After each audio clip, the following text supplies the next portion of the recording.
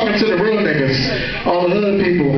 You know what I'm saying? From the hood. You from the hood, Cowboy Bob? You not from the hood. That's what I'm talking about. That's cool. That's love. That's love. I called my brother. My brother calls me the other day. He like, Flight, I need you to take me downtown to go pick my chick up. I'm like, no, man, I can't. I gotta go to work. He like, oh, that's what you gonna do?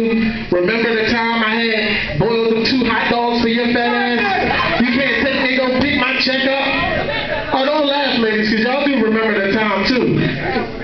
This girl called the other day like, yeah, Keish, I need $20. She like, I ain't got it. She like, oh, yeah, bitch, that's what you gonna say? Remember the time I had babysitted them badass kids of yours?